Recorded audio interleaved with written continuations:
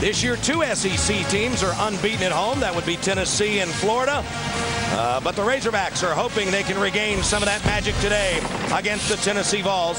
Here's the starting lineup for Tennessee, and the big difference, Joe, has been the fact that they're 4-1 with number 5, Chris Lofton, back in the lineup. Well, he leads the SEC in scoring, and his running mate, Jawan Smith, is also a very capable three-point shooter. And for the Arkansas Razorbacks, a little change for Stan Heath. This will now be the 3rd start for Sean McCurdy at guard. As you take a look at Patrick Beverly, Charles Thomas will not be starting. Darian Towns will be starting for the Razorbacks. And really, Stan Heath is looking for some more control, Joe. Well, Darian Towns had a monster game last year against Tennessee and Knoxville with 15 points. There you see Bruce Pearl. Boy, he's loving life right now, isn't he? He really is. He has a fun time. His 2nd season at Tennessee. He would have another 20-win season with a victory today. And Stan Heath, he's got a young club. They've got a lot of talent, but they are fighting for their postseason life right now in his 5th season, coming off an NCAA appearance 1 year ago. This jump ball is brought to you by Alltel Wireless. Take the MyCircle head-to-head challenge at alltelcircle.com and see how the competition stacks up against MyCircle. Tony Green will throw it up. He'll be working with Rick Crawford and Tracy Woodson. And Joe, we had this matchup last year in Knoxville. It was a doozy. It was a great game. Tennessee was ranked 10th in the country on that day, and Arkansas went on the road and won a signature game that really got them into the NCAA tournament last year. Tennessee starts man-to-man here, as we expect. They will full-court press. They want to try to take Arkansas out of their comfort zone with pressure, but Bruce Pearl told us this morning that he's got to be careful because here at home, Arkansas is very effective running the ball down the floor in transition, so they want to try to keep Arkansas in front today. Boy, and Arkansas has some big mismatches. Can they take advantage? They couldn't that time. Jawan Smith got caught on Darian Towns. Well, you've got Dane Bradshaw at 6'4", trying to guard 6'10" Darian Towns inside. That time Wayne Chisholm helped out with a beautiful block. You're a coach. You really think Bradshaw's 6'4"? That's what they list him as. You can always take about 1.5 inches off of all of them. He's about 6'2.5", maybe 6'3". There he is in the corner. He's been in an awful shooting slump, and that one goes way down and pops out. Bradshaw, over about the last month, has only shot 12% from the field. Nice ball movement by the Hogs, and Beverly can't get his baseline jumper to go. Smith, pretty move on the baseline. Open in the corner again, and again Bradshaw can't hit, and it's got to really be in his head now. That's exactly what Bruce Pearl was worried about. In Sonny Weems, Patrick Beverly, and when Gary Irvin comes off the bench, Arkansas has 3 very explosive perimeter guys who can run the floor with speed, get to the basket before the defense gets set up. We saw it right there, Dave. This is just simply speed. McCurdy leads. Sonny Weems flushes it down. The orange, slow getting back on the defensive end. Nice pick and roll right there, and the bucket is up and in by Wayne Chisholm, a guy who gets better with every possession. Well, every time they screen for Chris Lofton, he draws a lot of attention, and when Arkansas hedged out, Chisholm rolled to the basket, and Lofton doesn't get enough credit for his passing ability. That time Chisholm gets called for the foul as he is overly aggressive trying to stop Darian Towns. Yeah, you see how much help. See the 2 white shirts, all the attention, and then Chisholm just rolls right to the goal. Nice bounce pass, finished by the freshman Chisholm, and Chris Lofton, one of the reasons why he is a strong candidate for SEC Player of the Year. And on the inbound, Stephen Hill is going to get called for the foul. We saw in that last play, Joe, and what coaches want to do is they just want that big man to show a little bit, just stop him. And Hill got caught too far out there, and that opened up the back door for Chisholm. Yeah, and if you're going to hedge on Lofton out front, the other 3 defenders have got to jam the lane and watch for the roll. Arkansas didn't rotate well that last possession.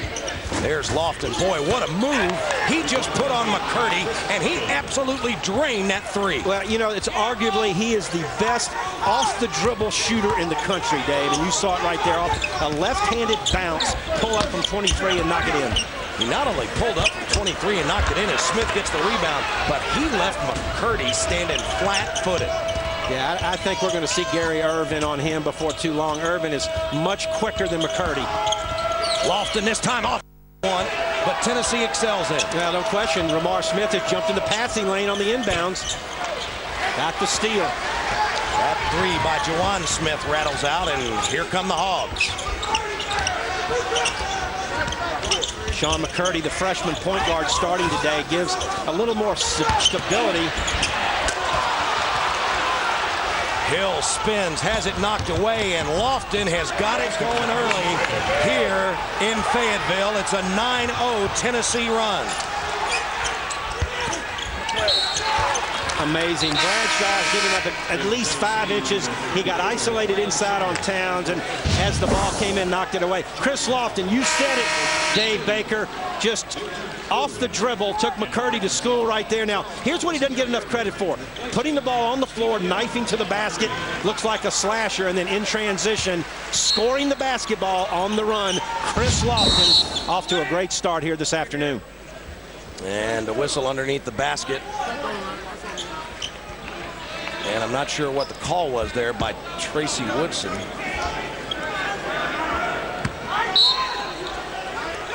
Delay of game is what was called, and so that would be a warning. And then off the turnover, it's going to go back to Tennessee. Well, quickly, Stan Heath has Gary Irvin in the game. Sean McCurdy, while a promising freshman, he's not ready for this type of quickness and speed this afternoon that Tennessee is going to bring. And so Irvin is now in guarding Lofton, and there's the back door. And Ryan Childress with a great look to Jawan Smith. And after Arkansas scored the first bucket, Tennessee has now run off 11 straight. The Vols lead it 11-2, and we'll return after this message from the University of Tennessee. Stan Heath, and this was exactly the sort of nightmarish scenario that he hoped would not present itself here at home. Arkansas has been awfully good on this court, and Tennessee has had all kinds of trouble on the road, Joe Dean, but they're in control and now switching defenses. Yeah, 3-2 zone or a 1-2-2 look, 3 perimeter guys. Duke Cruz and Ryan Childress inside. That's out of the timeout. They're going to try to match up out of this and confuse Arkansas a little bit with their defense. Irvin had a foot on the line, and his jumper won't go. And there's Cruz ripping the rebound away from Patrick Beverly.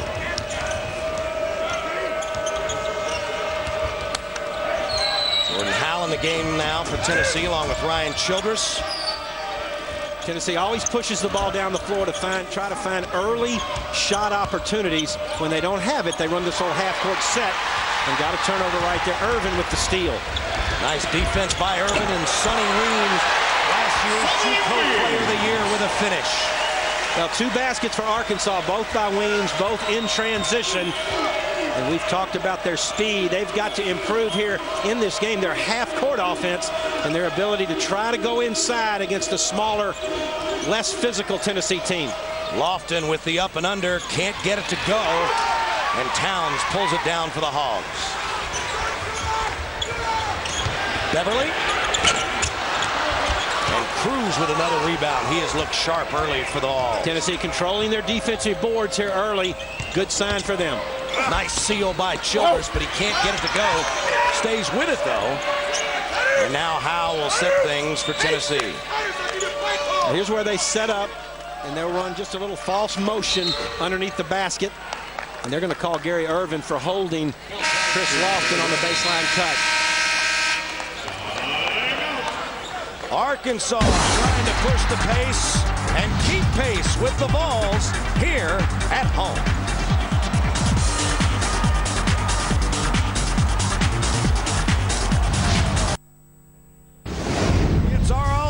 SEC Game of the Week, and we hope you're enjoying being with us here on Lincoln Financial Sports. Dave Baker, Joe Dean Jr., and Joe, Tennessee fans are really enjoying what they're seeing out of Chris Lofton early on. Well, he's not 100%, but I tell you, he plays like he is. The great assist, pull-up three-point jumper by Chris Lofton. In transition, finishes the play. He's 3 of 4 from the field, 7 points here early. Chris Lofton, outstanding player out of Maysville, Kentucky.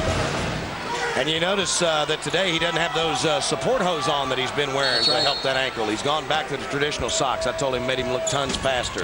A little quicker. Nice play off the inbounds as Lamar Smith goes to the left hand. And Tennessee up 13-4. Weems races it back down. And Sonny Weems has all 6 for the Razorbacks. And that's what Bruce Pearl was worried about right there. Arkansas's ability to get the ball out of the net and beat the Tennessee defense down the floor for an easy shot. Outstanding transition game right there by Stan Heath's team.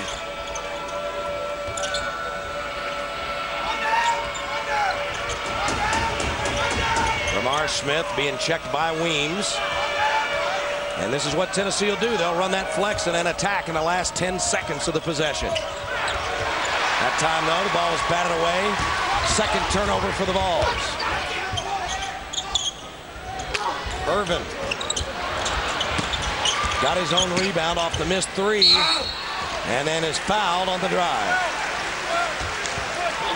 It's been well documented that Gary Irvin was a transfer from Mississippi State. He had a good career there. He actually, his sophomore year at State, was 3rd in the SEC in assists, but just didn't feel right in that system. Transferred over here to Arkansas and has improved his shooting, although he missed that one. He's up to about 38% from 3 in this particular season, his junior year at Arkansas.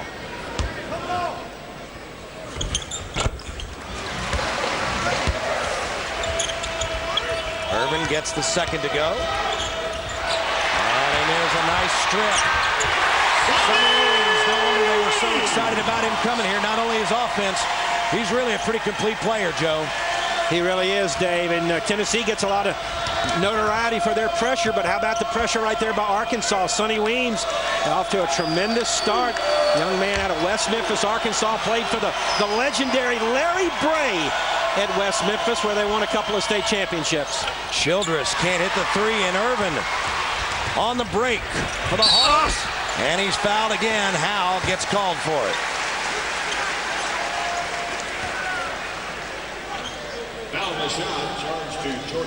First one against Jordan Howell. I'm sorry, Joe. Dave, my fault. The thing that Irvin does that McCurdy could not is attack the rim. He is so explosive and quick. A young man out of New York City, and we've seen it the last couple of times, just getting the ball all the way to the rim and drawing the foul.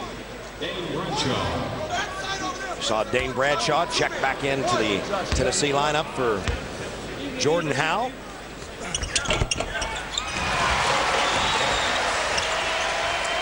And today's game featuring Arkansas is brought to you in parts by your local Toyota dealer. A game of runs. We thought that might be the case. Tennessee with an early 9-0 run. And Arkansas has run off 7 in a row as Big Stephen Hill gets his 83rd block of the season. Josh Tabb off the Tennessee bench. Can't get the 3 to go. And the Vols, normally a good 3-point shooting team, only 1 of 5 from outside the arc. Since the quick start by Tennessee, 3 unforced turnovers. The steal by Weems. Irvin has come in and ignited the Arkansas offense off the bench. Weems, that's his first miss in 5 attempts today. Juwan Smith without a shot attempt for Tennessee. One of the better shooters in this league. Chris Lofton set to check back in along with Wayne Chisholm over there in front of the Tennessee bench. They don't get much out of this baseline continuity offense that they run, but they get the defense moving, and that opens up drives to the lane in the last 10 seconds of the possession. Bradshaw, nice dump down inside, and Cruz put it on the floor and commits the foul. Well, that's a smart play by Patrick Beverly because he had no hope in jumping up and contesting Duke Cruz's shot inside. So he set up, drew the contact, flopped back, and got the charge. And that's one thing that Bruce Pearl was talking to us about before the game, Joe. The fact that Chisholm and Cruz are very good at home, still a little inconsistent on the road. And if Duke Cruz has that to do over again, he just goes up and he's not going to be challenged. Yeah, and that's what Bruce Pearl was telling him on the bench. Just non-recognition of realizing who had come over to help, and it was the smaller Beverly, about 6'1". Cruz at 6'7", just simply had to jump straight up, bank it in for the 2 points. You learn those things with experience in this league. McCurdy on the drive. Out to Irvin. And once again, he attacks the rim and goes up and over Wayne Chisholm. Right at him. We've talked about Gary Irvin. He's the story right now for Arkansas. And speaking of attacking the rim, how about Chris Lofton taking it right at Stephen Hill and drawing the contact? The Razorbacks found themselves in an early hole, but they've gotten off the map. And now they're taking it to the ball. Fans, follow our coverage of SEC basketball all season long by logging on to lfsports.com to check out the Toyota Info Center. The Toyota Info Center on lfsports.com, your online destination for our coverage of SEC hoops. Dave Baker, Joe Dean Jr., along with our producer Dave Berenger and our director Dave Burchett at the Bud Walton Arena in Fayetteville. Arkansas has put together an 11-0 run. Gary Irvin with 5 of those points during that run, and they've pulled even with Tennessee here as we've just taken the under 12 timeout in the first half of play. You saw the scoreboard there a minute ago. The game we'll be watching from Athens, Georgia. Georgia was up on Mississippi State 21-13. Mississippi State and Ole Miss tied them in the West at 7-6. Ole Miss is on the road tonight at South Carolina. So 2 big road games for the Magnolia State teams today as they fight for the championship in the SEC West. And did anybody think that would be the scenario with a week to go in the regular season? State was picked 4th in the preseason and Ole Miss 6th. So great job by Andy Kennedy and Rick Stansberry. Irvin again taking it to the rim, and Gary Irvin now with 7 points in what is now a 13-0 Arkansas run. Ball goes inside to Charles Thomas. He turns and faces the basket and finds Gary Irvin, who moves well without the ball. Nice cut and a nice recognition pass there by the big fella, Charles Thomas. Chisholm drew some contact but couldn't get the 3 to go, but there with the follow is Ramar Smith. That's Ramar Smith's strength, I think. A young man out of Detroit. He's not a great outside shooter, but he's very good slashing to the basket and finishing plays around the rim, as we saw right there. And that stops a 13-0 Arkansas run. It's the first Tennessee field goal in just over 4 minutes. Towns had it stripped away. Look at Chisholm. He got the strip, and the big guy draws the foul in the open court. Well, Stan Heath won't like that because Tracy Wolfson, the official right on top of the play, did not make the call. Tony Green was the official on the other side of the floor that made this call look like a pretty good strip. But nevertheless, a foul. There's Stan Heath and there's Tony Green right in front of him. Yeah, and I think Stan Heath's got a good argument right there because Tony Green was right in front of that bench. He made the call all the way across the floor, and the underneath official let it go. Chisholm with a strong drive, but he has it knocked away by Towns. Second block on the day for the Razorbacks. Beverly. And now McCurdy gets by Lofton, leaves it for Towns, and he can't finish. Yeah, Towns has got to make that play. Absolutely has to make that basket. A great feed by McCurdy. We'll watch the block. Darian Towns, great defensive play on one end, but at the other end, when you get a ball around the basket and you're 6'10", you need to take the defender and everybody else and put him in the basket. Nice bounce pass from Bradshaw, who kicked it down to Juwan Smith. You can see they're not going to guard Dane Bradshaw. Charles Thomas is back all the way into the lane and will invite Bradshaw to shoot the outside shot. You do not need to give that man an invitation to shoot the three-pointer. Yeah, you know, and McCurdy's a nice player and a kid who's going to get better with time, but he's no Gary Irvin. And, you know, they can't keep Irvin out of the game very long. He's got to be the guy that can defend Chris Lofton. Here at the 9-minute mark in the first half, Lofton already with a dozen. And a guy who's trying to match him shot for shot is Sonny Weems, who's now got 10 on a 5 of 6 shooting start on the day. Just on fire, and Bruce Pearl talked specifically about Sonny Weems. He had seen him in junior college. And Dave Bradshaw says, well, if you're going to let me shoot it, I'm going to knock it down. And I don't know if we could see it on the replay or not, but Bradshaw throws his own arms up in the air like, finally. The Lamar Smith has done a nice job on Patrick Beverly. The two best freshmen in the SEC this year going head-to-head. That's a nice matchup. Foul called underneath, but it's been a big day so far for Sonny Weems, Joe. Yeah, well, we've talked about him in transition, running the floor, finishing baskets around the rim. Young man who won a state. There's a steal, and defensively on the press, he's basically done it all for Arkansas. A young man that we talked about, won a state championship in high school, also won a national championship in junior college basketball at Fort Smith Community College right here in Arkansas. And you know, Joe, when he was at Fort Smith, he was still finishing up classes. It was Gary Irvin who organized trips to take the Arkansas guys to go up there so they could get used to playing with him. Lofton, sweet spin. My goodness. Well, Lofton used to be a standing shooter. No more, Dave Baker. He's a guy that can put it on the floor, take it to the lane, spin, create, and shoot the ball off the dribble. Boy, he is showing some stuff today. I mean, we've seen a lot from him before, but I think he is determined to show people in this league and others that he's not just a catch-and-shoot guy. Absolutely. Couldn't agree more. Lofton has been doing it all season long, and he's doing it here today in Fayetteville.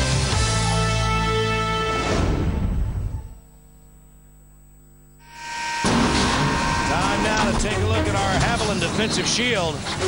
And you see the numbers for Big Stephen Hill as he leads the SEC, 3.4 per game. He's got one today for his 83rd. But most importantly for the Arkansas Razorbacks, who are fighting for their postseason life, he's picked up 2 fouls here in this first half. And with him being out there on the court, Joe, you know, Stan Heath knows that there is no proverbial tomorrow. Well, obviously, he's the guy that makes it difficult for Tennessee to get the ball to the rim. And it'll be interesting to see if they attack him with his 2 fouls, try to get him to the bench here in the latter part of this first half. They're going right at him. Duke Cruz with the spin and the kick out. And Childress gets the 3. You know, they do it so well, Joe. I mean, there are 10 guys on this team. What's the stat? They've got 10 guys on this team that have 5 or more threes on the year. Exactly. I think there are 8 that have double-digit threes on the year. And Childress is probably the most improved player for the Tennessee team. I think Bruce Pearl has really inserted confidence into that young man, and he's come off the bench and given him a lot of production throughout this year. There's Hill. Something you want to see him do more of is the rebound was pulled down in there by Michael Washington, who draws the foul. Yeah, see how they're attacking right at Hill, back into Cruz. Smart recognition. Look at the white shirts. 4 of them around him. Kick it out. Ryan Childress plays a little string music, Dave Baker, here in the Bud Walton Arena. How about that? That was string, too. It was string music. Pure string. I'd like to see a guy come off the bench and give yourself some production like Washington doing right here. We talked about power in the paint. He goes to the offensive glass in possession and pulls off the carom and gets himself to the free throw line. That's what Arkansas needs to do against this Tennessee team, who is 11th in the SEC in rebounding.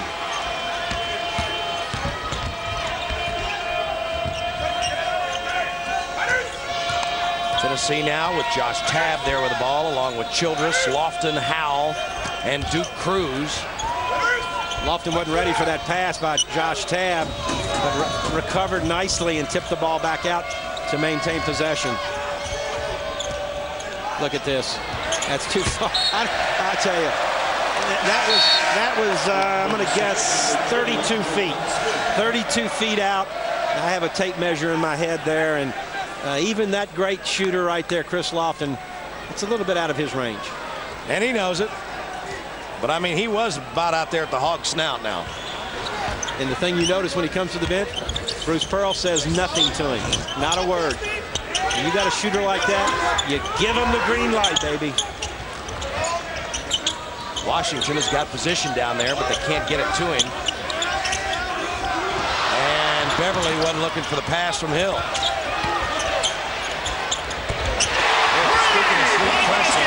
Patrick Beverly is able to knock down the jump shot.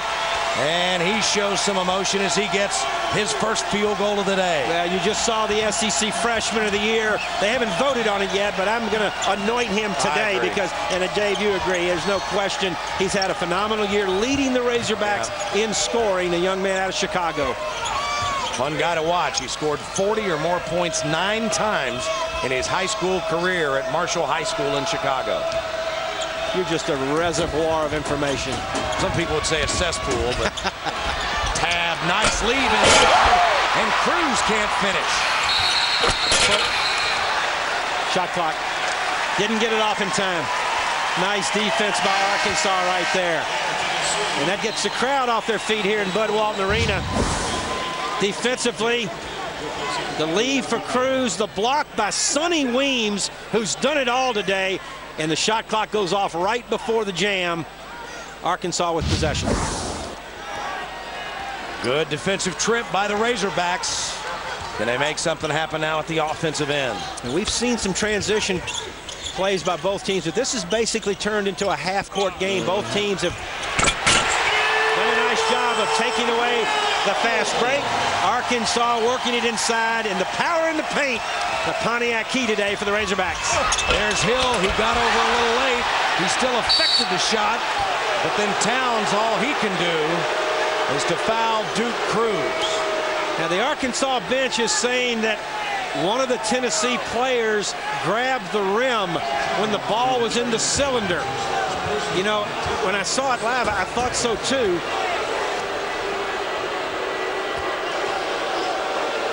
But nevertheless, no call, and Cruz with the offensive board work gets to the line. Duke Cruz, a tough kid. He's out of Hampton, Virginia. Let's see if we can see it. Yep, he did. He grabbed the rim and almost pulled a goal down. You know, I think the rule says that should be a technical foul right there. Tennessee got away with it. And now Tracy Woodson spots a lane violation, so wave off the second free throw. And you've got two athletic teams that play above the rim and push the ball in transition. This is a tough game for officials. Boy, that's a pretty move inside. And that's exactly what Stan Heath talked about the entire practice yesterday. Let's look for Darian Towns. Absolutely. He is a very talented junior in the low post. Tennessee cannot match up against him. And in the half court, Arkansas the last 2 times have gotten it inside nicely for inside scoring opportunities. A 9-0 run for the Razorbacks, and they've pulled back within a bucket. Ramar Smith in trouble, gets it to the corner. Howe misses, and it goes off the hands of Duke Cruz.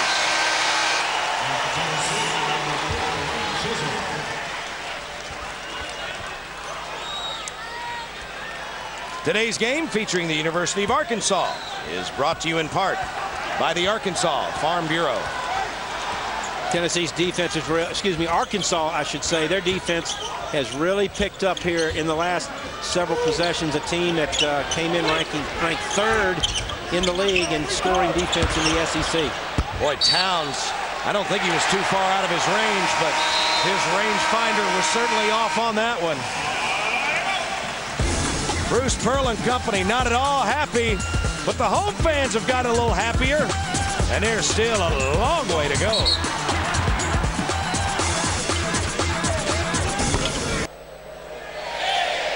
(28-26). The Tennessee Volunteers on top of the Arkansas Razorbacks in a must-win situation for the home team. Dave Baker, Joe Dean Jr.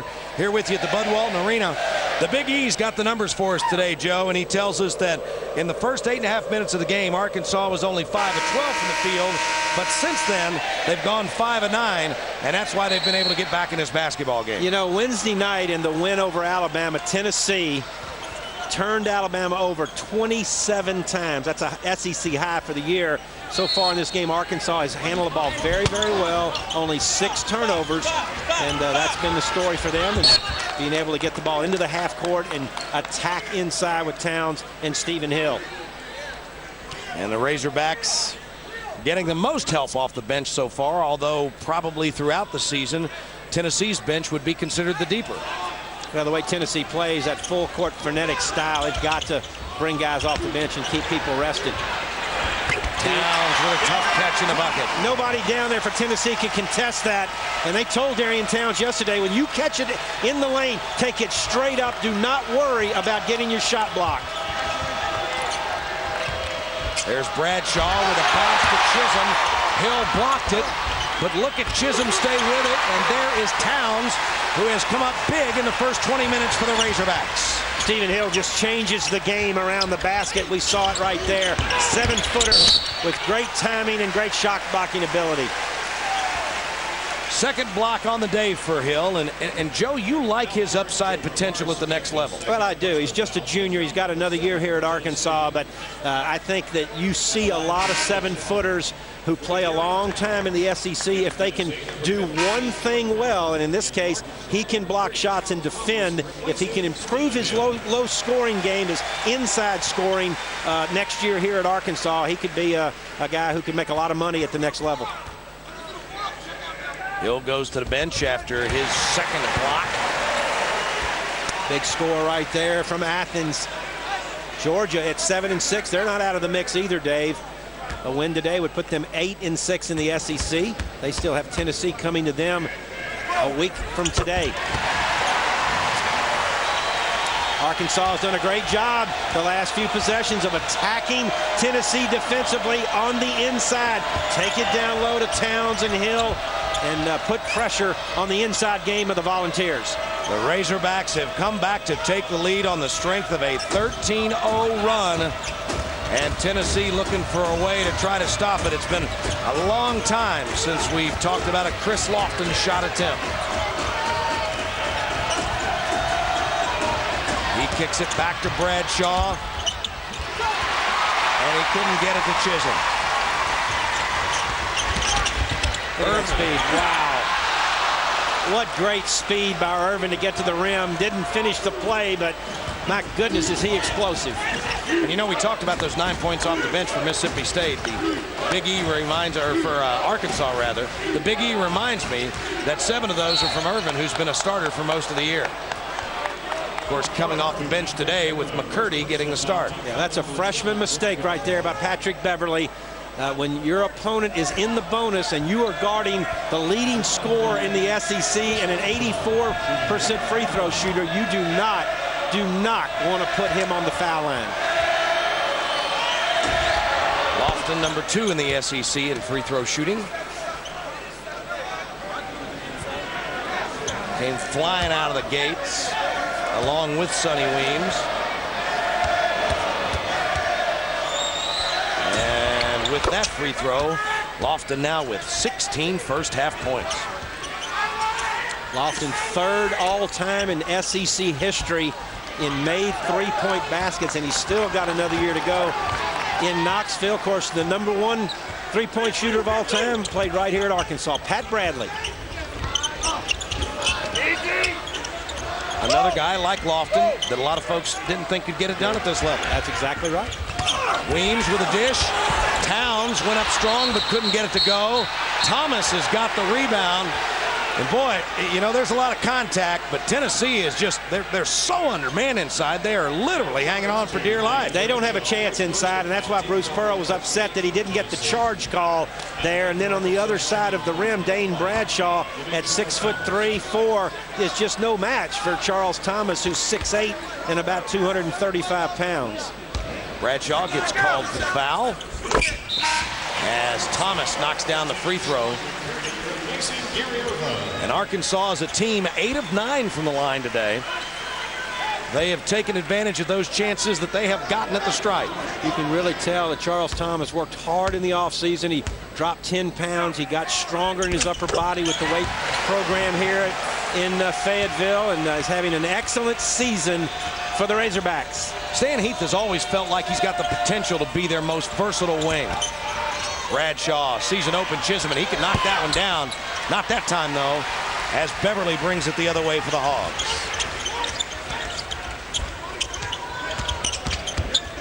Beverly looking to draw the contact. Boy, that's a big-time move right there, Joe. That's special, Dave. You're right. I mean, that's a guy that gets to the lane and knows how to finish plays. A talent, Patrick Beverly. They've been waiting on that. Juwan Smith, I believe his first basket of the game, first 3 of the game. He's a guy that's averaging about 15 a game for Tennessee. Nice drive as McCurdy draws the contact. We talked about the freshman leading scorer for Arkansas. Patrick Beverly just leans in, the leaning jumper over Bradshaw.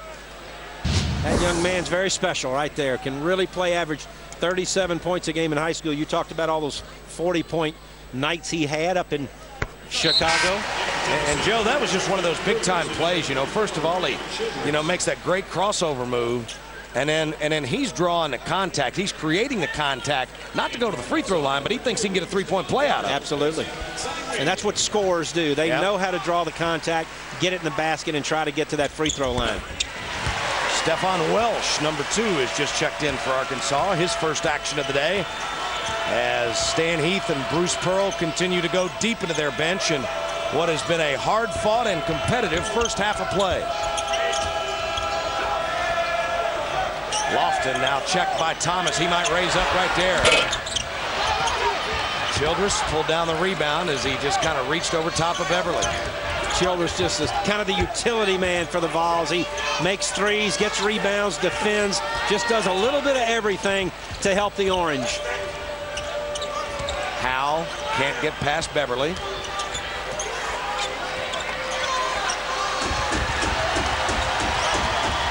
And the shot clock now down to 10. Cruz got a break. And look at the recovery by Towns. Juwan Smith had an open look underneath, but he couldn't convert. And now the Vols steal it back away. How? There's my man, Ryan Childress again. Woo, calling for one shot here. They'll go for the last shot. This would be your basic description of helter-skelter kind of play right now. Organized chaos.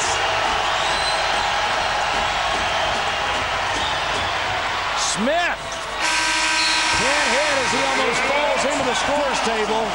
But Arkansas, with a 19-5 run, ends the first half of play. And the Razorbacks lead the Vols by a count of 36-33. We're coming back with more from Fayetteville right after this. Chevrolet presents the SEC Community Service Team, recognizing the superior community service efforts of league basketball players. Today's honoree is junior guard Chris Lofton from the University of Tennessee. Chris volunteers at the local Boys and Girls Club, playing with kids and signing autographs. He's also been a bell ringer for the Salvation Army, raising money for shelters and other Salvation Army programs. Chevrolet is proud to salute Chris Lofton for being named a member of the SEC Community Service Team. To learn more about the team, visit lfsports.com. Hey fans, follow our coverage of SEC basketball all season long by logging on to lfsports.com to check out the Toyota Info Center. The Toyota Info Center at lfsports.com, your online destination for our coverage of SEC hoops. Dave Baker, Joe Dean Jr. back here at the Bud Walton Arena in Fayetteville, where the Arkansas Razorbacks have put together one big comeback, and they lead Tennessee by a count of 36-33. Here's a look at the Advanced Auto Parts drive to the SEC championship standings. Joe, you see Tennessee right there. If we were to finish today, this Arkansas-Tennessee game would be a first-round matchup in the conference tournament. That's exactly right. Of course, the big game tomorrow on Lincoln Financial Sports is in Nashville. Vanderbilt and Kentucky will decide who is going to be in second place in the SEC East going down the stretch. Boy, and who would have ever thought this would be the scenario we were looking at with 3 games to go in the SEC Western Division? Well, if home courts hold serve today, Mississippi State is trailing at Georgia as we speak. Ole Miss is at South Carolina. Alabama has a home game with Auburn. It's possible after today we could be a 3-way tie with 7-7 records for the top 3 teams in the West. That, my friends, is why they call it the Wild Wild West. And we've got a wild one going on here at the Bud Walton Arena in Fayetteville.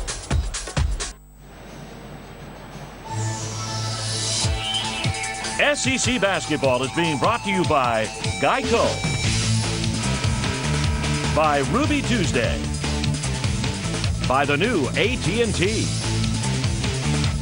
by Q Motor Oil, and by GMC.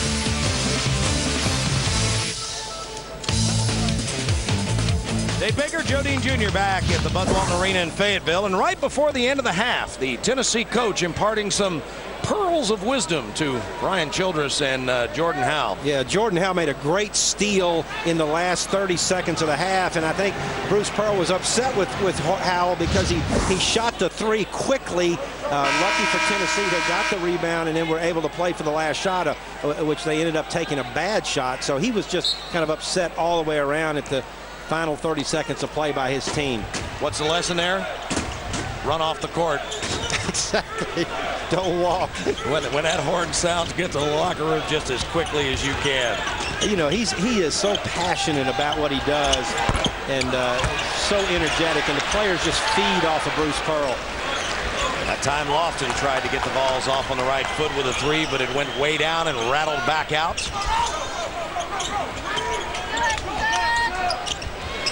Weems.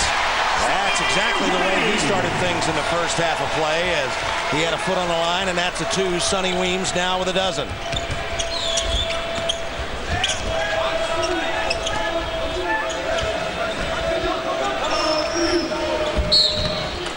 And a whistle away from the ball. Tony Green spots a foul. Yeah, it's going to be on Sonny Weems, just knocking down the screen. Tennessee runs that little baseline shuffle where they just set a series of baseline screens, and that time knocked one of them down. And there's Juwan Smith, who hits the three. I wonder if he's hurt a little bit. I'm just a fashion guy, but he's got some sort of black undershirt thing on now that he didn't have before, and he's got that brace on his left elbow. And you astutely pointed out that he was not real involved in the offense in the first half. No, he was not. He only made one three-point basket, got one there. But, you know, we talked to Bruce Pearl at length today before this game, and he didn't mention anything about Juwan Smith. And, of course, he nice pass. Yeah, from Smith to Chisholm. Of course, he'd be the first to say you guys didn't ask about Juwan Smith. That's a good point. There's Smith with a steal. Tempo of Tennessee's liking, but Lofton 0 of 2 from outside the line to begin the second half of play. That's the way Tennessee wants to play. Press on made baskets, get the steal, and transition into quick shots. We mentioned that Wednesday night against Alabama, Tennessee took 81 shots. I mean, that is a lot. Irvin, he had a toe on the line. He signals three, but Rick Crawford got it right. He had a foot on the line. It's a two-point jumper. Lofton, drive, tried to leave it for Chisholm, but it was batted away by Towns. Tennessee always runs the back door if they're overplayed. Just a smart recognition play there. And Lofton had a 2-on-1 situation, but couldn't convert. Sonny Weems quickly goes to the Arkansas bench in favor of Sean McCurdy. Oh, what passing. I tell you, that was incredible. The passing, one pass back over his shoulder, three passes right around the rim, missed the layup, and then got the tip in. The Vols stay with it, and they finally get the points. And once again, we're all tied up at 40-40. That time, Hill was looking for the foul, and he's going to get it. He couldn't get to the pass because Bradshaw had a hold of him. All right, now watch this. This right here, Ramar Smith goes up. Watch the over-the-shoulder pass by Smith. And then Bradshaw inside to Chisholm, who misses it, stays with it, and tips it in. That's just tremendous ball handling skills by the Orange team. But it was the hustle that eventually got him the points, as they just stayed with an old-school style up on the glass. Look at that. You got a 7-footer guarded by 6'2" Josh Tabb, and Tabb ends up with the ball. How does that happen? Just poor job passing the ball by Arkansas. You just got to throw the ball up high above the defense when you're throwing to 7-footers. I mean, the little guy maybe can make himself 7 feet, but the only way the 7-footer comes down to his level is if the ball's there. That's right. Howell thought about it. Tabb, nice look inside, and Duke Cruz with a finish. Well, they're into Tennessee basketball right now. Pressure, score, get in that press. Big guy up on the basketball, Duke Cruz, making it hard for McCurdy to find an inbounds receiver. And they couldn't get the timeout.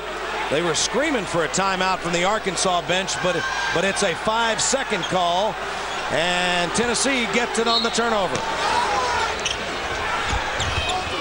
Childress had trouble finding somebody, and good call. Yeah, absolutely. Beverly just shoved Josh Tabb in the back. Well, they ran a screen in the lane. Arkansas with 5 turnovers in this half. They only had 7 the entire first half. So the Tennessee pressure is turned up. And on that last play, Tennessee opened the lane, and Tabb cut right down the gut and got pushed. Smith works against McCurdy. What a pretty fadeaway by Jawan Smith.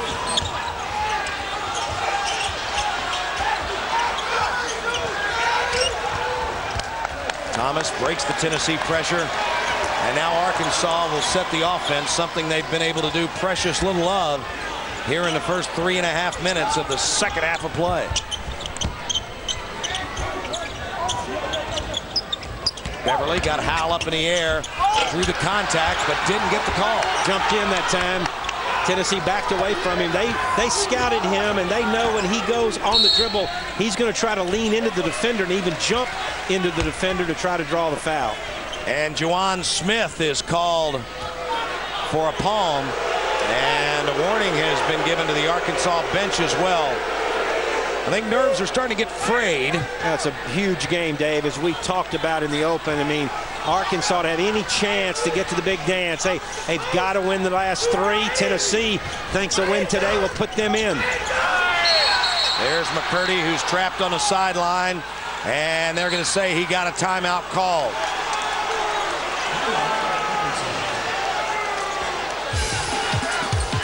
Stan Heath wanted a foul, but guess what? He's still got the ball. Hey fans, watch for the Geico College Basketball Campus Tour. Season-long traveling exhibits celebrating the greatest shooters of all time. Go to lfsports.com for more information and to find out when Geico will be visiting a college campus near you. Dave Baker, Joe Dean Jr. Dave Berenger is our producer. Dave Burchett is our director. And a wild one here in Fayetteville. And in fact, they are lined up, as you take a look at the Arkansas bench, they're lined up to shoot some free throws at the Tennessee end of the floor. And we're getting word now, Joe, that apparently Sean McCurdy was called for a taunting technical at the end of that play.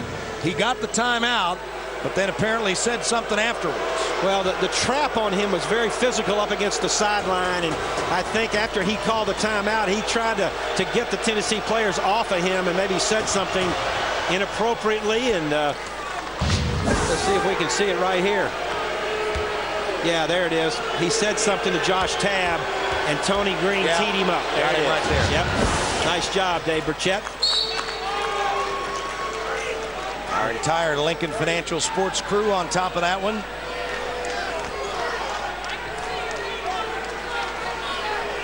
They go back after the technicals. They go back to the point of interruption, which is the Arkansas timeout on the sideline. And Stephen Hill got caught.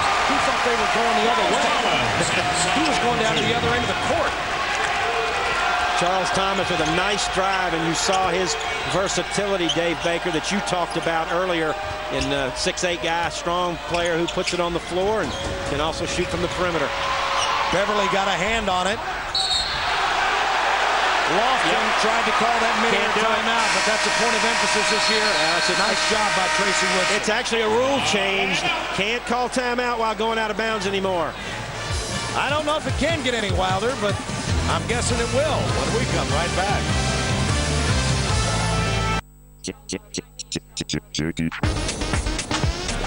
Oh, it's that time of year.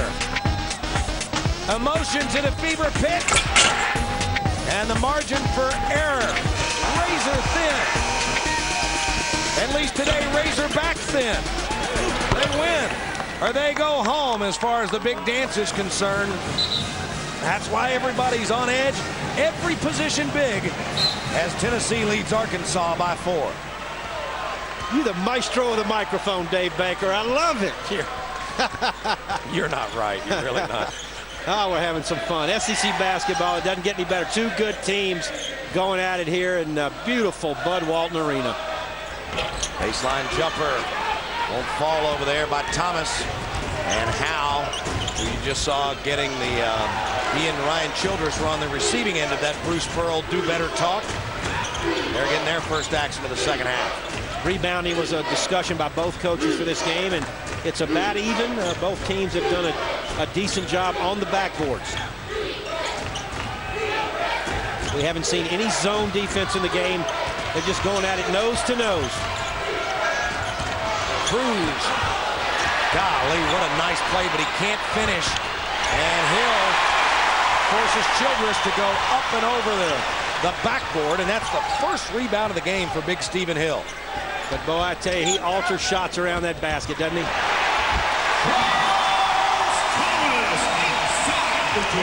And there's that versatile guy we talked about, Thomas and Beverly hooking up. When Arkansas has worked the ball down low to their big folks, they've had tremendous success. And Thomas is going to get called for the bump. Today's game is brought to you in part by Nissan and your Nissan dealer. I drive a Nissan. Do you? I sure do. I love it. I'm with you, brother. Will that help you on next month's payment any? No. Okay. I'm just checking. I mean, I'm all for We're always trying. Childress off the back iron, no good. And Lofton and Beverly fighting for the rebound. And Lofton can't hang on to it. The Razorbacks now with a chance to tie with a 2 or go ahead with a 3. And Bruce Pearl really giving it to Josh Tabb. I tell you what, you can just tell, and you talked about being this time of the year and the emotions and intensity, but Bruce Pearl really wants this game. He talked about the fact that his team has not won an SEC road game after going 6-2 on the road last year. Hill, nice seal inside, and he got it to go between Chisholm and Childress. If Arkansas concentrates on taking it inside every trip down, they're going to really cause Tennessee a lot of problems. 8th tie of the day, and now Arkansas with a chance to retake the lead. And Irvin called for the palm. Second time, one against each team today. Well, this has been the point of emphasis by the Rules Committee that, and we're looking at the last play where they threw it inside the Hill. Nice finish against two orange shirts there, but they are not going to allow players to put their hand under the basketball when they're dribbling. 8 ties, 3 lead changes, and that circus move by Lofton puts Tennessee back on top. Lofton just shows you why he's leading the league in scoring and just become such a versatile scorer, shooting inside and taking the ball to the basket. Thomas got a hand on it, but knocked it right to Childress off the missed 3, and Ramar Smith hustles into the front court and draws a contact by Hill. Time now to take a look at our Q Motor Oil Power 25. And there you see the 3 SEC teams in that Power 25, Joe, but with the exception of Florida. I don't know if people thought Alabama would still be there with some of the ups and downs they've had. I don't think there's anybody that thought you'd see Vandy there. No LSU, no Kentucky. Yeah, that's right. Kentucky is the mystery. LSU as well. Unusual to see both of those teams not in the top 25. But the SEC this week, the RPI, they were ranked #1 in the country in terms of their RPI strength as a conference. They have performed well against teams outside the league, and that's what it'll come down to as we get into what they call March Madness. And that Tennessee full court pressure can be maddening sometime as well, but Irvin breaks it. SEC ranks 2nd in the nation in strength of schedule among the top 8 conferences. That is absolutely a great job by the Arkansas offense. Last 3 trips, they recognize Towns has got a smaller Dane Bradshaw on him and go right to him for the easy shot. Chisholm tries to answer with a 3 but can't do it. And as we were talking about strength of schedule off the strength of their inside play, the Razorbacks pull back within a point. Great interior passing, Joe. Yeah, Bradshaw, you see at 6'3", just can't cover 6'10" Darian Towns. The help side from Tennessee was late. Beautiful pass right there. And the jam by Towns. Now Charles Thomas goes to the free throw line. Thomas, the 6'8", 235-pound junior from Callaway High School in Jackson, Mississippi. Good.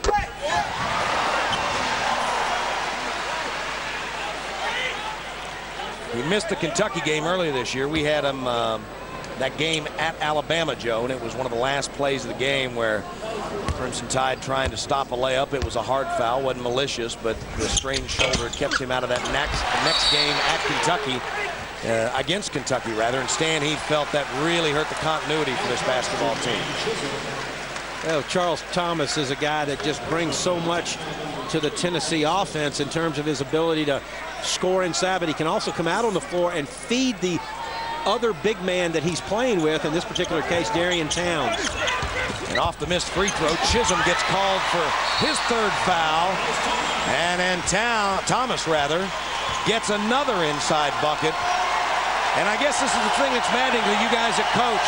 For whatever reason, all of a sudden, Arkansas has figured out they can throw it inside. They absolutely have. I mean, that's been the difference. And, you know, we've talked about that in the open. Nice backdoor. Tennessee ran everybody outside the three-point line and just let Ramar Smith take his man on a backdoor cut and got the nice feed to draw the foul. Watch it. Nobody in the lane. Nobody there. And Ramar Smith against Gary Irvin. A couple of quick point guards. City kids, Irvin from Brooklyn and Ramar Smith from Detroit. And you know, that was one of those called plays, Joe, and it was such a nice call and one that gets overlooked because you saw the shot of Gary Irvin. The crowd was in it. You knew they were going to try to extend the defense. So what do you do when that happens? How about let's go a little back door? Absolutely. But to do that, you got to clear out that lane, and they ran everybody outside. A call play by Bruce Pearl. Well done, and Smith converts. And as Tennessee and Arkansas continue to battle, you were just taking a look at our Dr. Pepper scoreboard. Beverly gets it into Weems, who's been quiet after a quick start. Obviously adjustments at halftime by Bruce Pearl to shut down Sonny Weems. Beverly tried that floater that time. Floated a little too much, but there's Weems pulling down the rebound. Towns. Darian Towns now has 10. He's got 5 rebounds. But at the other end, it's Chisholm who's able to score at point-blank range for the Vols. Well, it's speed and finesse of Tennessee, running the ball down the floor, backdoor cuts against the strength and power inside of Arkansas. Wow. It's tough to catch your breath, but we'll do that with Charles Schwab's Time to Talk, timeout on the floor. And as the teams discuss strategy, you should too. Get someone to talk with you, not at you. Talk to Chuck, Charles Schwab. So, I mean, the question is, you know, what do you say at this point in time if you're Stan Heath and his crew on that Arkansas bench? Defensively, Arkansas has got to shut down shot attempts at the basket, which is what they've given up the last couple of times. Get back 5-on-5, force Tennessee to shoot it over the top. And, of course, offensively, they're saying, guys, our bread and butter is take it inside. Tennessee cannot handle us in the low post, and we've got to go in. That's what Stan Heath is telling his team. I'll tell you the other thing that's happened as well. You know, you want to get the crowd into this game and everything, but this Tennessee team does not give you a half second to celebrate some nice play at the offensive end because they are attacking you down by their basket. They almost like to run the fast break as much after made field goals as they do misses, because normally after a made field goal, you have a tendency to relax going back down the floor. So Tennessee runs it right down your backside and tries to get it all the way to the rim before you can get set up. Beverly dumps it right back down to Towns. And he had a good look, and he tried to go a little further inside. And he turns it over the 14th against the Razorbacks. Give Wayne Chisholm credit on the help side, coming over and shutting down Towns that time. We are headed for one wild finish here in Fayetteville. Be real time today here in Fayetteville. It has been a frantic pace. as Arkansas and Tennessee play for their postseason lives here on the next to last weekend of regular season play in the Southeastern Conference. We would be remiss if we did not tell you that the announcers for this game are selected and compensated by Lincoln Financial Sports. Any use of the broadcast without the express permission of the Southeastern Conference and Lincoln Financial Sports is prohibited. Dave Baker, Joe Dean Jr. here with you at the Bud Walton Arena in Fayetteville. And Joe, it has been one of those deals.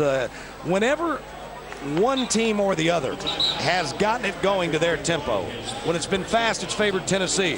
When Arkansas has been able to recognize and get it inside, they've been able to put together a run. I guess it's he who adjusts the best down the stretch may very well come away with this. That's right. If Arkansas can shut down the Tennessee run game and not turn the basketball over against the Tennessee press, get into their half-court offense, they have the best chance. Whereas Tennessee, they want to turn you over with their pressure, shoot the three, and if they can hit some threes down the stretch, Tennessee would have a chance here. We've got a barn burner. Boy, and you know, you talk about strange things happening at this time of year. You just saw Chris Lofton miss a free throw, which doesn't happen. He's only got one field goal this half. Good adjustment by Stan Heath against Lofton. But there's Lofton to take advantage of the throwaway against the Volunteer pressure. This time Irvin easily beats it. And boy, Arkansas worked an awful lot that we saw yesterday, Joe, on that press breaker. And then to do something like that in the second half is just something that just drives coaches crazy. Well, normally you wouldn't have your 7-footer Stephen Hill down the floor in press offense, and he's the one that threw that ball away. And look at Tennessee in the open court. Juwan Smith goes to Ramar Smith, who draws the contact.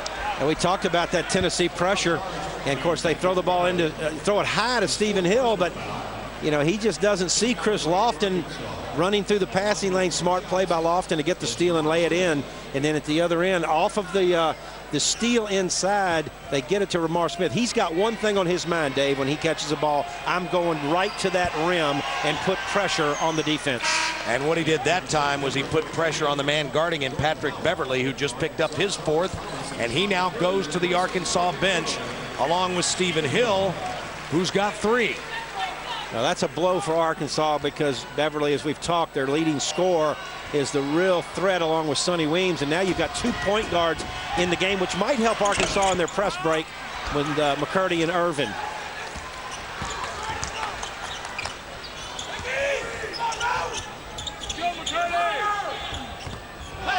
Weems off the curl, got a good look but couldn't get it to go, and a nice rebound by Wayne Chisholm.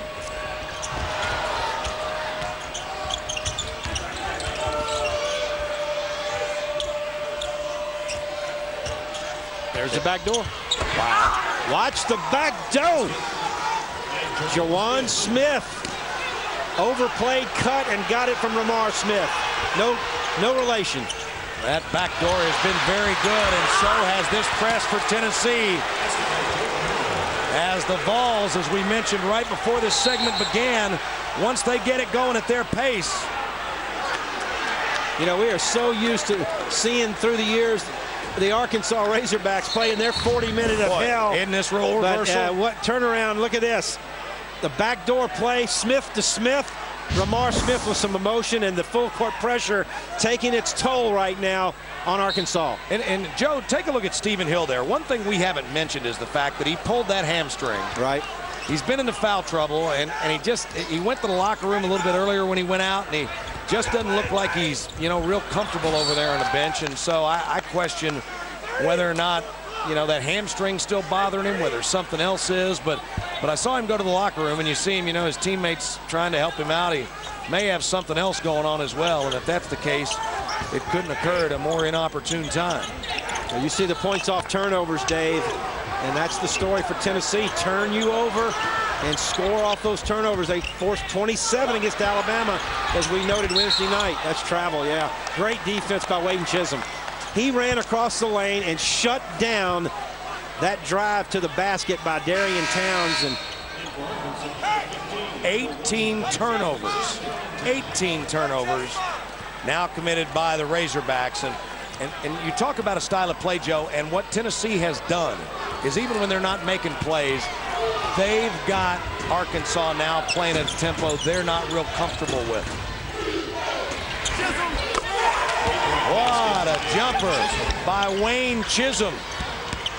I tell you, Chisholm and Duke Cruz, the big guys for Tennessee, getting so much better. Washington with a nice lead.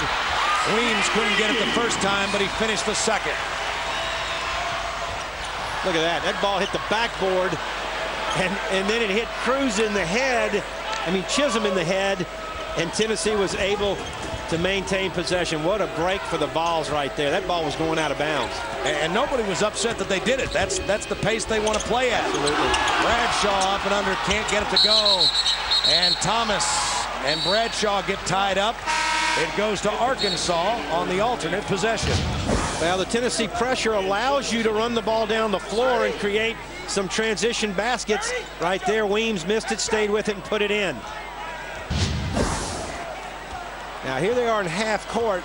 Let's see if they take the ball inside. Really, with Hill and Towns out of the game, Charles Thomas is the inside threat for the Hogs. Boy, and take a look at those three-point numbers. These two teams pretty good at shooting it. You would think 8 of 32. They'd be better than that. You know, we watched the attempts. So we talked about 81 attempts against Alabama Wednesday night.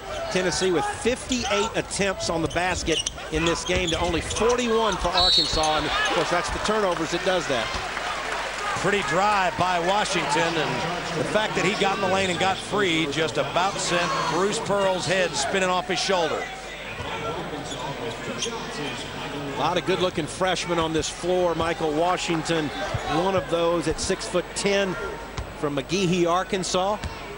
Talked about the 4 freshmen for Tennessee that have played so well all season. And, of course, the possible freshman of the year in the SEC, Patrick Beverly. Absolutely. There he is. Of course, Tennessee with that outstanding senior class. They have gotten so much from this year.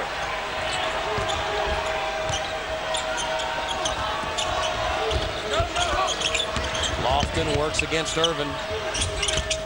Nice pass to Childress.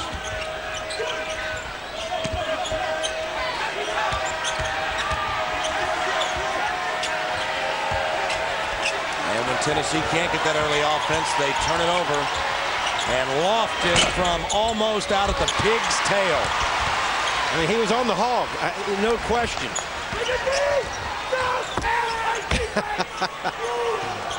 I mean, he could have elevated off the Razorback's back. He has taken 3 today from well over 30 feet, and we've got an offensive foul. Rick Crawford spots it as they get somebody with an elbow. It's McCurdy. Arkansas and Tennessee still locked up in a good one. It's our Alltel SEC game of the week. We sure hope you're enjoying it, because we are enjoying bringing it to you. Dave Baker, Joe Dean Jr., Dave Behringer, Dave Burchett in the truck. Got another good one tomorrow as well. Kentucky takes on number 17 Vanderbilt at 2 o'clock Eastern, 1 o'clock Central. The Commodores looking for a little Memorial Gym magic. Just a week after they upset number 1 Florida in that building, and that a battle for the number 2 seed in the SEC East, as Cruz has the inbounds pass go off his face. And Tony Green says held ball. The Arkansas faithful wanted a foul, but it'll go back to the ball. Well, Washington just simply turned right into Cruz, and Cruz just reached in and tied him up. Nothing special about that play, just a freshman mistake. And there's a nice, just a mishandle by Cruz, and watch, he just turned right into him. He turned right into Cruz. I thought he got the tie-up. Yeah, it was a good call. Absolutely. Bradshaw cross court to a wide open Jordan Howell, who knocks it down. Well, he doesn't shoot a lot, but when he does, he has been very effective off the bench this year for Tennessee.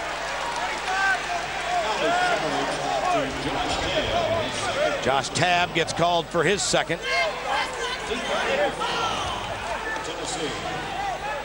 As we take a look at our Dr. Pepper scoreboard, in Georgia with that 15-point lead over Mississippi State. What does that do in the West, my friend? Well, I tell you what it does. It gives the Ole Miss Rebels a chance tonight to be in undisputed first place in the West if they can win at South Carolina with 2 games to play after today. And now Gary Irvin gets called for a push-off on that dribble drive. It is his fourth.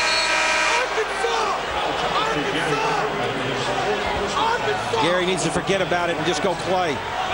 He's worried too much about the officiating and what's going on. Can't control. You only worry about things you can control, and that is how you play the game. So Sean McCurdy will come back in. Patrick Beverly comes back in as well for Arkansas. Arkansas applying their own full court pressure. They've gotten one turnover here since the timeout. Arkansas with 21 turnovers. 14 of those have come this half, Joe. Tennessee has turned it up, and Arkansas, of course, had the big guys handling the ball a little bit early in the second half. That was part of their problem in their press break. Bradshaw open for a minute, kicks it back out, and that's his range right there. I just don't understand how you leave him. If you're guarding him, you don't help out at all.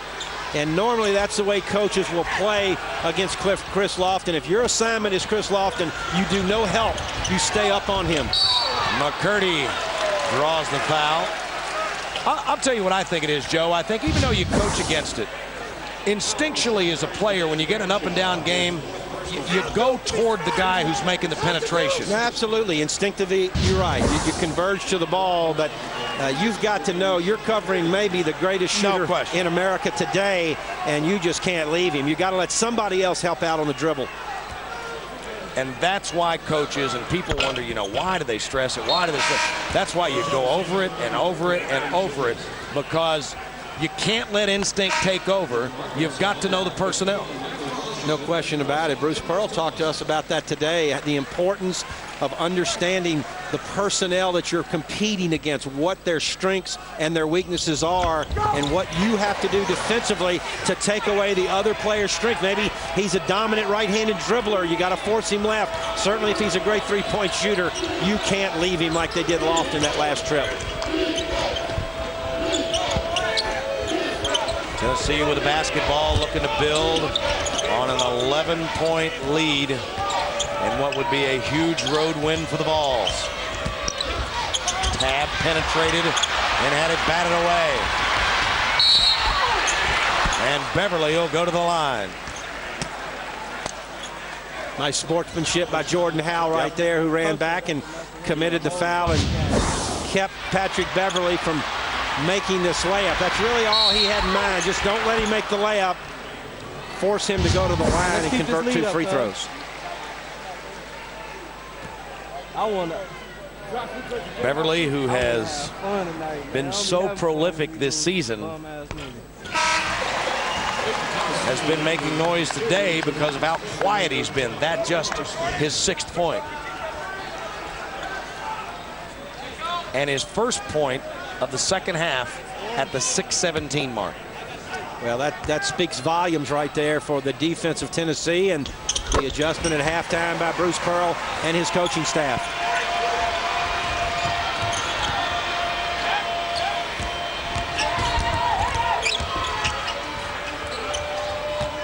Vols break the pressure, and now Lofton works against McCurdy to set the offense. Boy, he loves to pull up, to penetrate, take one step back off that left-handed dribble, and he's as good as anybody I've ever seen it doing it. Not only that, Dave, but he loves going against the freshman McCurdy. He doesn't like going against Irvin quite as much, and when he sees McCurdy on him, he's been taking him on the dribble each time. There you see Tennessee 10 out of 30 from outside the line. Lofton has got 4 of those. And a tie-up underneath, and somebody trying to hang on for dear life managed to hook Stephen Hill. Here's what you're talking about, Dave Baker. The pull-up, the knockdown 3, under pressure, 29 points today. Chris Lofton, SEC Player of the Year. Brother, I'm with you. I know that Derek Byers has had a great year down at Vanderbilt. There's a whole triumvirate of guys that have had another incredible year down at Florida.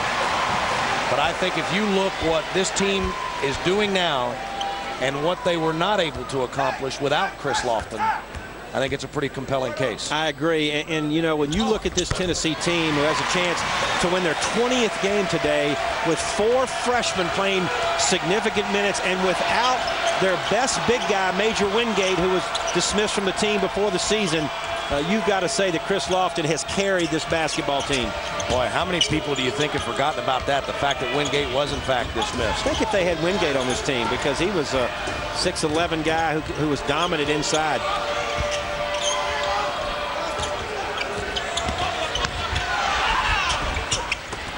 Drive won't go, but look at Duke Cruz there to pull down the rebound. And you can see the tide turning just a little bit. You know, the face is getting a little longer on the part of the Razorbacks, even though there's still plenty of time left. I mean, the tempo and the tenor of this game has certainly turned in favor of the Vols. Well, Arkansas has surely shown that they can make a run. They've done it a couple of times today and gotten back in this game. And there you look at the West. We talked about Mississippi State possibly going to go down to defeat at Georgia today. Ole Miss is at South Carolina. Alabama will play this afternoon at 4 Central against Auburn at home. Boy, the people in the graphics department getting a little creative this week, huh?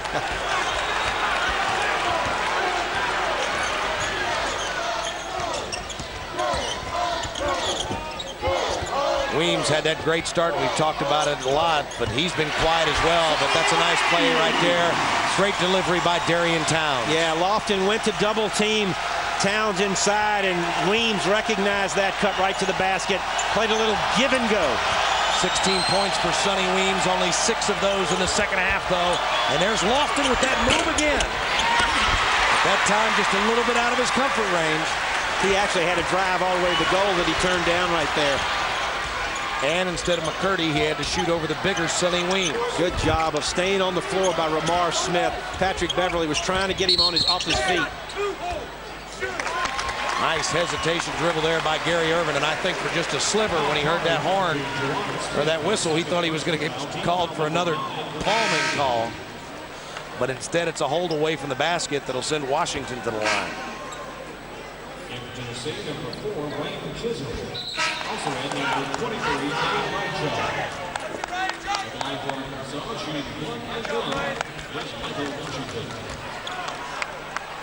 So still 4:15 to go, and the Razorbacks trying to cut into an 8-point lead. We talked about it at the top of the show. Both coaches focusing on one. Arkansas believes if they have another loss that they're out of NCAA consideration. Bruce Pearl and Tennessee believe that one more will do it. And look at that stat there, Joe. Talk about closing out games. Well, you know, if you remember your SEC history, the only time that a team went into the SEC tournament with a losing record and won the tournament championship was Arkansas in 2000. That's right. And that got them into the NCAA tournament. So one thing, all 12 teams, when they go to Atlanta, they still all have a chance to get to the NCAA tournament. And many are saying, and we would agree, it could maybe be the best first day ever in the history of the SEC tournament because of the balance in this league. If this season ended today, Absolutely. This would be a first-round matchup. Bradshaw, long three. That wasn't a good look at all. And it goes off the leg of Washington. No, they say that Bradshaw was on the end line. So the Razorbacks with a ball and a chance to cut into a 6-point lead. Back after this message from your local SEC station. The Alltel SEC Game of the Week has been brought to you by Alltel, by Chevrolet, by Ruby Tuesday, by Nissan, and by the new AT&T.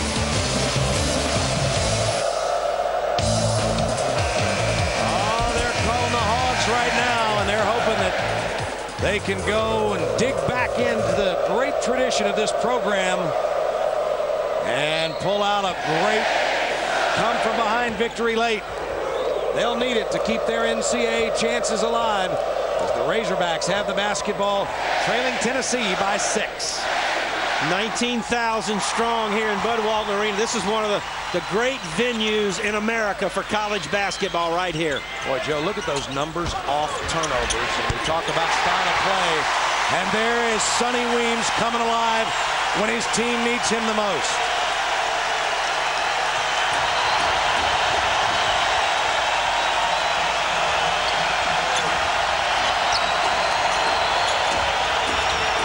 Tennessee now going to use some clock, and they're going to go deep into this shot clock on possession, as they oftentimes do.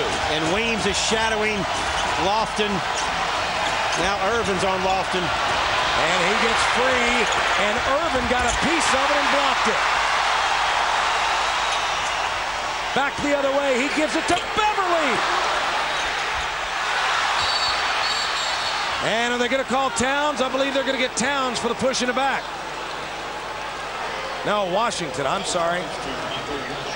Golly, if you're Arkansas, you couldn't have asked for two better looks. First the one by Beverly, and then the follow by Towns. Well, great block by Irvin right here to get a piece of the basketball and start the Arkansas transition. Watch Towns. He's got a shot at point-blank range that he can't get it. I think Juwan Smith may have gotten a piece of that shot. Big, big possession for both teams. Came out on the right end for Tennessee. Chisholm with some big foul shots. A 59% free throw shooter misses his first attempt today. Not only is he not a good free throw shooter, not only is he not taking any, but he's a freshman in a pressure-packed situation on the last week in February. Got the second one to go. Here comes the pressure. Chisholm, the big body up on the basketball. And not only do the Vols hope for the steal, but they're going to cause Arkansas to hopefully use some more clock. Irvin on the drive. Can't get it to go. This time, Towns does convert it point blank.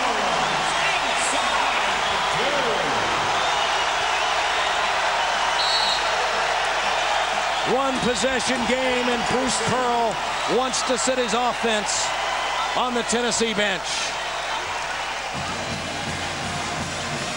Oh, have we got a good one going here in the league, and we're back right after this message from the SEC.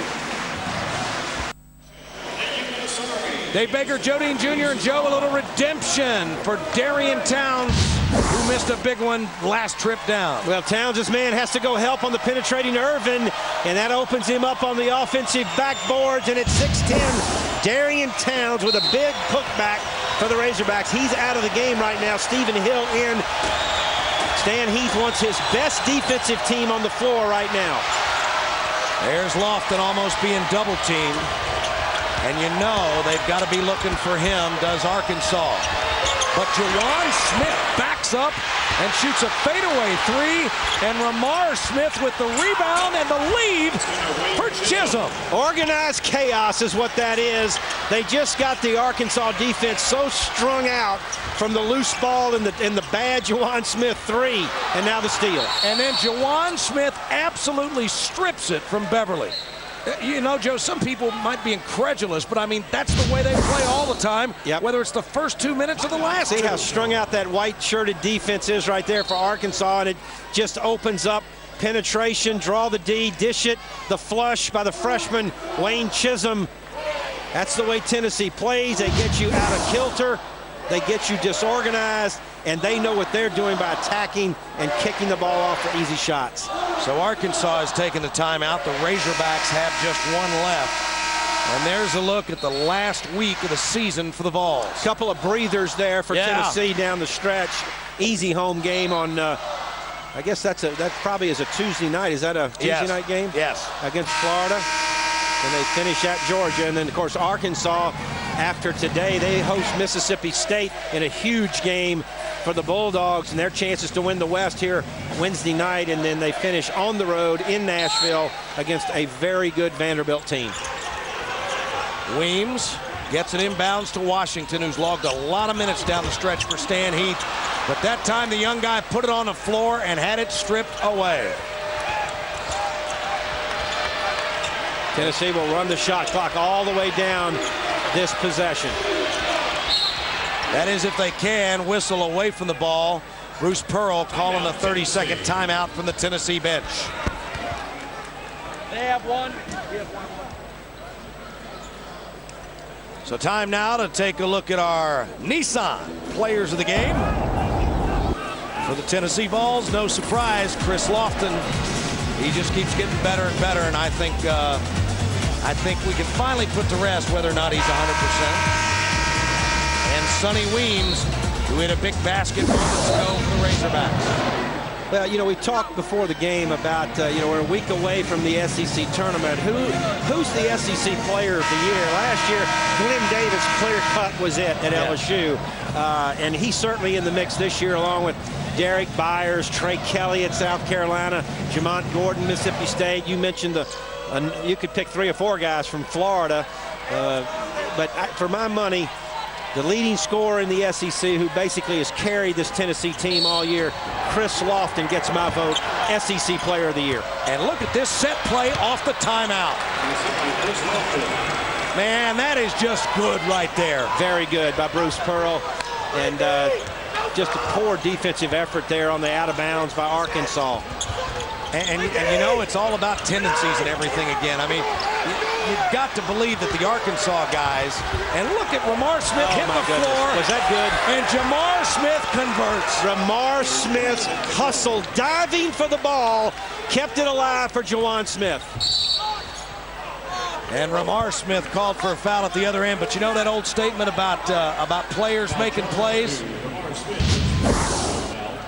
That's exactly what happens. Yeah, they strung everybody out. The spacing by Tennessee. No help side for Arkansas. And Lofton, watch this play right here. Diving after the ball, keeping it alive. Juwan Smith lays it in. That could be the dagger right there for Tennessee in the heart of the Razorbacks. You don't think that Bruce Pearl in the timeout was telling his guys, now, hey, fellas, they are going to be shading like crazy to make sure we can't get a 3. And so what's he do? Zipper, boom. Ran everybody outside the three-point arc, opened up the lane. But even then, somebody on the weak side of the floor for Arkansas has got to get off and help out on that drive. Coaches scout this sort of stuff, right. But if you could go back and look at it, how many times today has Tennessee scored on a set play out of an out of bounds? Many times.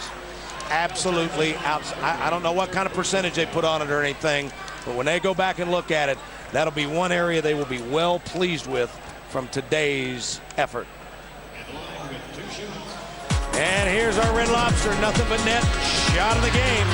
Well, it's the turnovers that Tennessee caused early in the second half without their full court pressure, which basically established the tempo of this game. Tennessee forced well over 20 turnovers and converted a number of points off those turnovers today.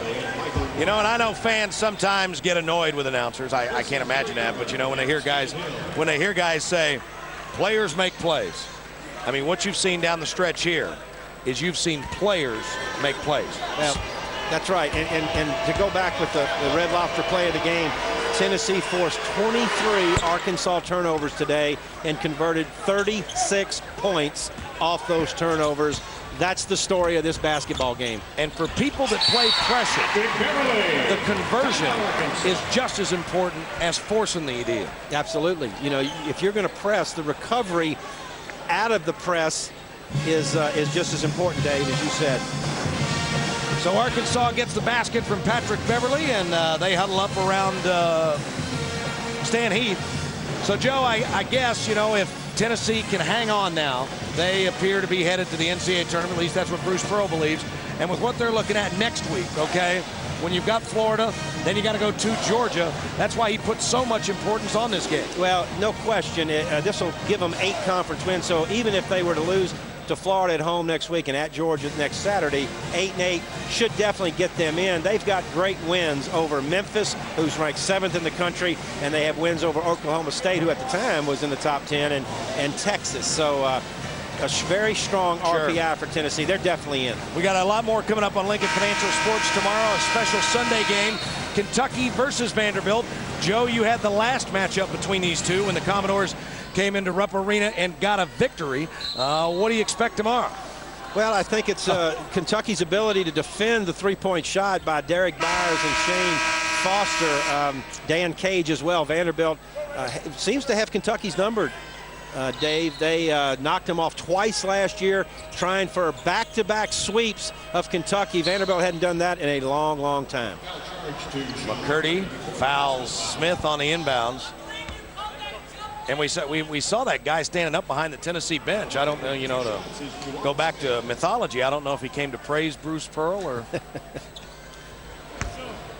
You know, this, assuming they do hang on here in the last 43 seconds, this will be the 20th win for Tennessee, and it's remarkable. You know, some guys just flat can coach the game, and Bruce Pearl is without a doubt one of those guys. In 15 years as a head coach, Dave, this will be his 14th 20-win season. Case closed. Well, and the other thing, too, and I mean, he has never, since he's been a head coach, every year he's been a head coach, his team has been the #1 scoring team in the league as they get it back off the turnover. And that's still important to him as they go down the stretch.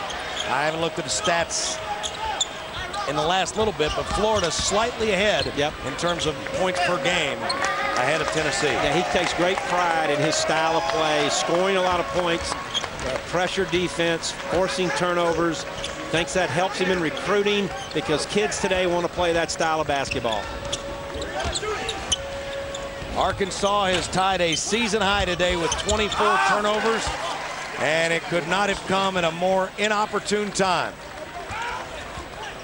But for the Tennessee Vols, it's another victory, and it is another 20-win season for Bruce Pearl and company. The Vols 20-9 on the year, 8-6 in the SEC.